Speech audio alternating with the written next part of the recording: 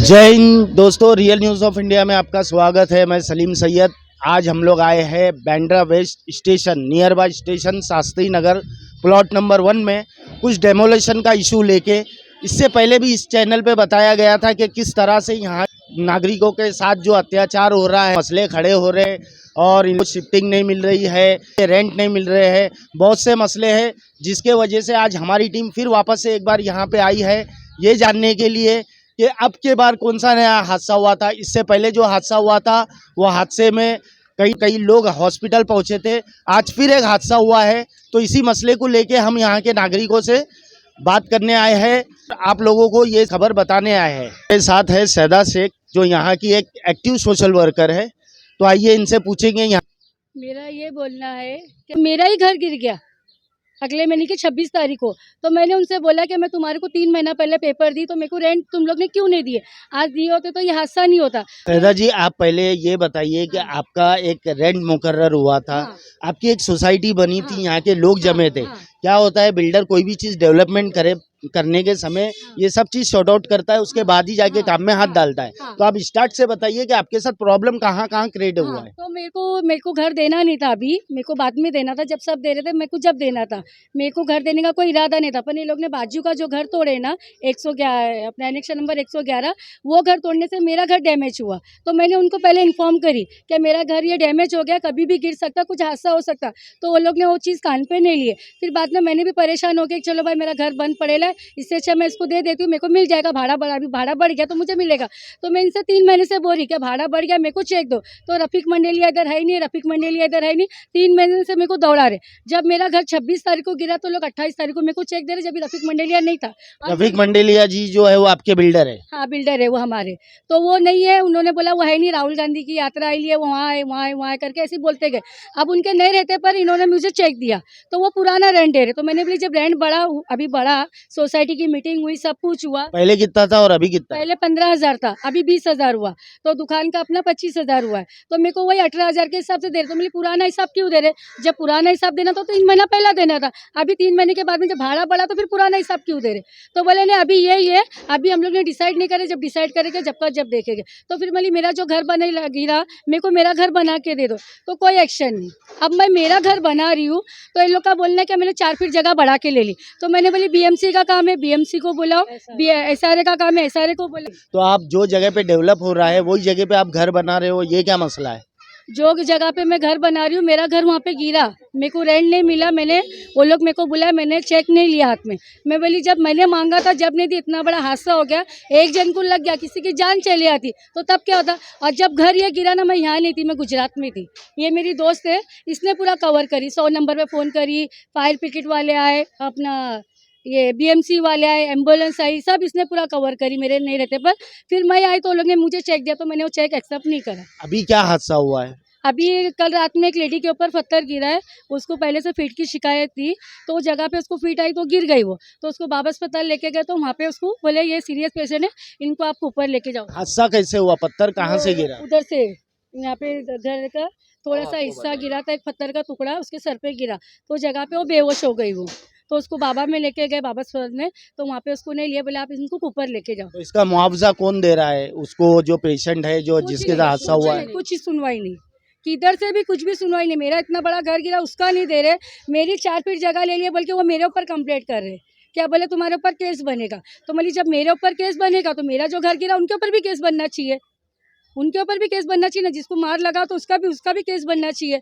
मेरे पे बना रहे तो बना, मैं भी ऑफिसर को मैंने ये बोला आप अगर मेरे ऊपर केस कर रहे तो उनके ऊपर भी केस लो, मैंने सीधा ये बोला। हमारे चैनल के माध्यम से आप क्या बोलना चाहेंगे? मेरा बोलना है कि सही तरीके से आओ, परमिशन लो, हर चीज़ का लीगल तरीके से काम करो। अभी इलीगल काम नहीं चाहिए।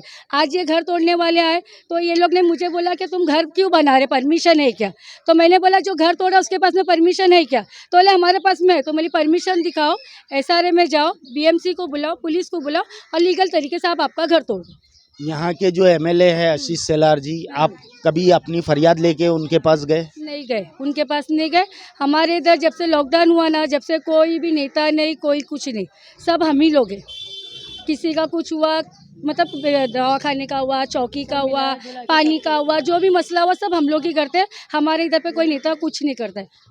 हमारे चैनल के माध्यम से आप शासन को, प्रशासन को, सीएम को क्या मैसेज देना चाहते ये मैसेज देना चाहते हैं कि हम गरीब लोग हैं, यहाँ ही पैदा हुए, यहाँ ही हमारे बच्चे हुए, हमारे बच्चे के बच्चे भी यहाँ हैं। तो अगर हमारा काम हो रहा है तो सही तरीके से होए और सबको अच्छे से बना के दे। ये एक तोड़े दूसरे को तकलीफ दे, दूसरा तोड़े तीसरे को तकलीफ दे, फिर वो चेक मांगने जाए तो उससे झगड़ा करे।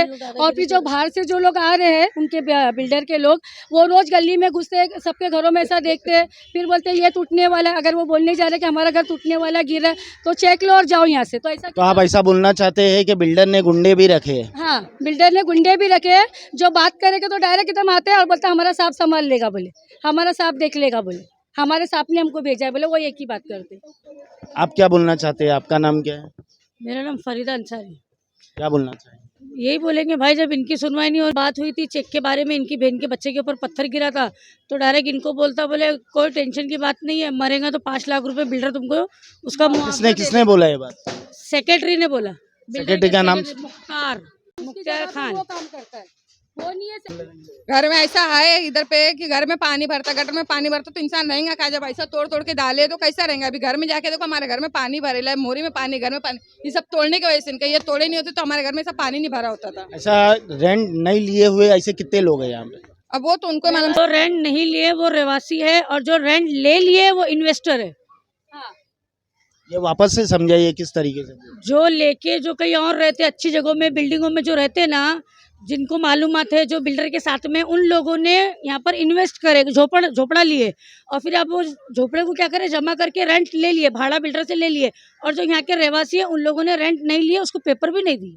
मतलब वो लोग बिजनेस कर रहे हैं बिल्डर के साथ ही घुमा घुमा के। आप क्या बोलना चाहेंगे? घर की जो गली में मेरे बहन के बच्चे खेल रहे थे तो लादी का टुकड़ा गिरा तो बिल्डर के आदमी लोग को बोलने गए थे तो वो सुन रहा नहीं है। वो क्या बोलता, तुम्हारा घर का चेक दे दो, तुम जाओ करके, डायरेक्ट ऐसा बोल रहे। अरे जब हमको देने का ही नहीं तो चेक क्यों लेंगे हम लोग? तो सुन रहा नहीं है वो, तो बोलते जान दो ना, घर जब गिरेगा ना, जब मरेंगे ना तब आने का, ऐसा बोलने का नहीं आके। मतलब वो जान जाएंगे तभी जाके बोलने का। जब ये हस्सा पत्थर गिर रहे तो बोलने का नहीं जाके, डायरेक्ट बोलता चेक ले लो जाओ। यहाँ के जो डेवलपर है, जो बिल्डर है, इरशाद रफीक मंडेलिया, उनका यहाँ पे बताया जा रहा है कि किस तरीके का जुल्म चालू है लोगों के साथ। कुछ लोगों को रेंट दिया गया है, कुछ लोगों को नहीं दिया है। नहीं देने की वजह वो बिल्डर ही बता सकते हैं। हमारा चैनल उनके पास भी, आइए मैडम से पूछेंगे और क्या इनकी तकलीफें बताना चाहती है। एकनाथ शिंदे जी से, यहाँ के जो महाराष्ट्र के मुख्यमंत्री हैं, उससे हमारी गुजारिश है, हम लोग गरीब लोग हैं, हमारे पास में कोई प्रॉपर्टी नहीं है एक झोपड़े के अलावा। अगर वो ये चीज़ को अगर हमारी सुनवाई सुनेंगे तो हमारे लिए बहुत बड़ा उपकार होएगा। उससे ज़्यादा हम कुछ नहीं कर सकते। ये मैसेज हम उनको दे सकते और ना हम उन तक पहुँच सकते। यहाँ के नागरिकों की अपील है सीधा सीधा सीएम एकनाथ शिंदे जी से कि ये आपसे उम्मीद रख रहे हैं कि इनके साथ इंसाफ होगा।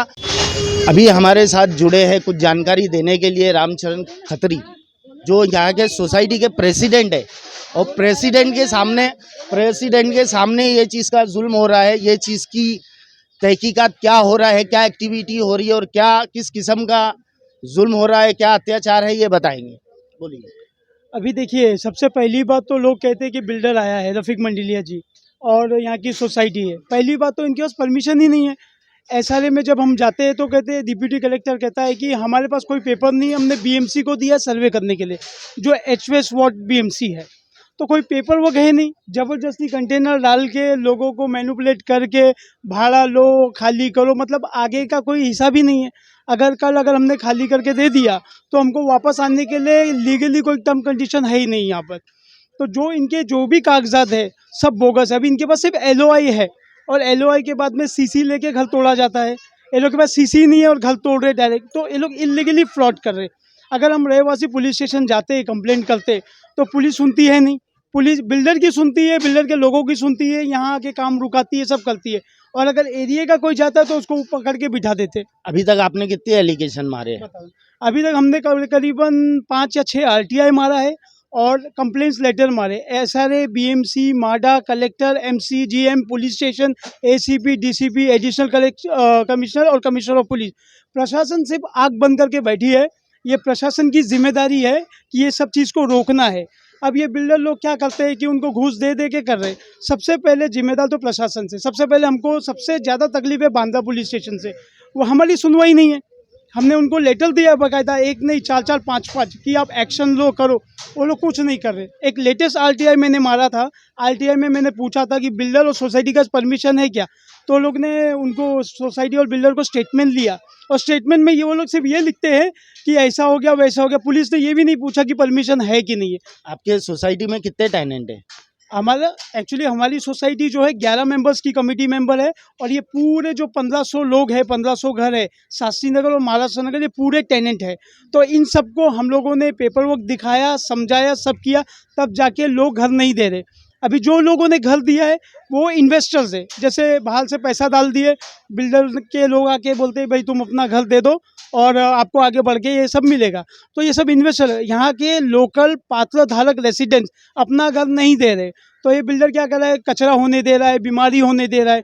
हमने बीएमसी को भी कंप्लेंट किया कि ये बिल्डर जो घर तोड़ रहा है वहाँ कचरा हो रहा है, कोई दूसरा घर गिर जाएगा, मर जाएगा तो कौन जिम्मेदार है। तो इसका सीधा सीधा प्रशासन जिम्मेदार है। वो लोग क्यों एक्शन नहीं लेते? वो लोग क्या पैसा ले रहे हैं या क्या उनको फ़ायदा हो रहा है? अच्छा, ऐसा भी तो हो सकता है ना कि कुछ लोग चले गए रेंट लेके, और कुछ लोग शायद रेंट बढ़ा के मांग रहे होंगे या बढ़ चढ़ के अमाउंट मांग रहे होंगे, ये भी होता है। तो ये कोई बात तो नहीं हो रही? नहीं नहीं, सबसे पहले क्या होता है कि एसआरए से लेटर आता है कि हमने बिल्डर और सोसाइटी को सब दे दिया, अब दे दो। वो लेटर अभी तक आया नहीं है, बायोमेट्रिक सर्वे भी नहीं हुआ है। हम कैसा घर दे दे? कल नहीं देगा तो कौन जिम्मेदार है? इसमें एसआरए बीच में नहीं आ रहा है। तो और रेंट का सवाल रहा, रेंट तो ये सोसाइटी और बिल्डर ने डिसाइड किया है, हम रहवासियों ने किया ही नहीं है। तो मेरा कहने का मतलब जो है कि एसआरए जब तक यहाँ नहीं आएगा, जिम्मेदारी नहीं लेगा, हम लोग घर देने वाले नहीं है। आप और आपकी सोसाइटी और आपके यहाँ के रहवासी, आप लोग डेवलपमेंट चाहते हो? यस, अरे हम लोग डेवलपमेंट चाहते हैं। हमने तो बिल्डर को लिखत में दिया कि ये सारे जो टर्म्स कंडीशन है एसआरए बीएमसी के पूरे करके लाओ और हम आपके साथ है। कोई पैसे की मांग नहीं, कुछ नहीं, लेकिन उसने क्या टर्म्स कंडीशन करने के लिए ताकत ही नहीं है। खुद का पैसा भी नहीं लगा रहे, वो अन्य बिल्डर से फाइनेंस उठा रहे हैं और खुद खर्चा कर रहे हैं।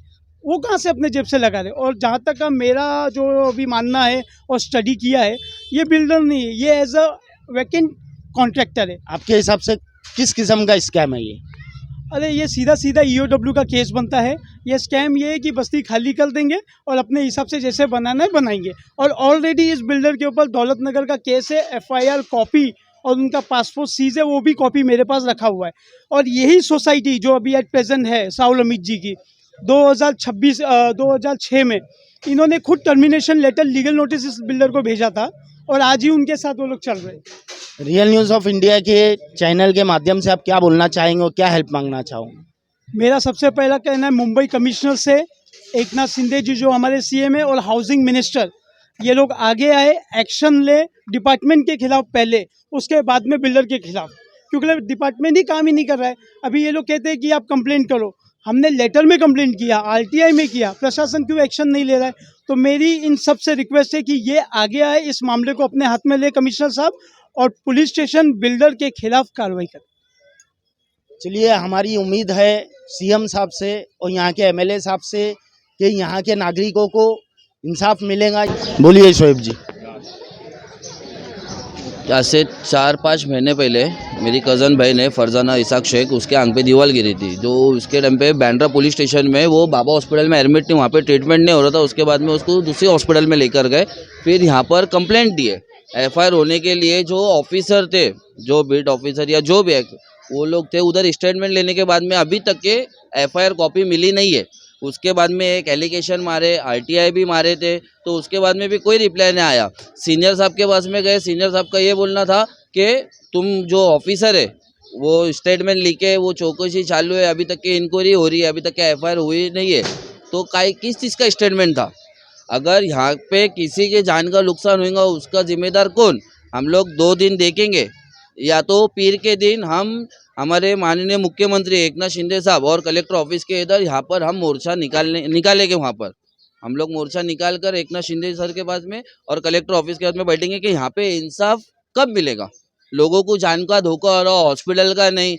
वो मेरी कज़न सिस्टर है फरजाना इसाक शेख, उसको हॉस्पिटल का पैसा नहीं, उसने लोगों से कर्जा करके उसका इलाज किया। ये सारी चीज़ें करेगा कौन?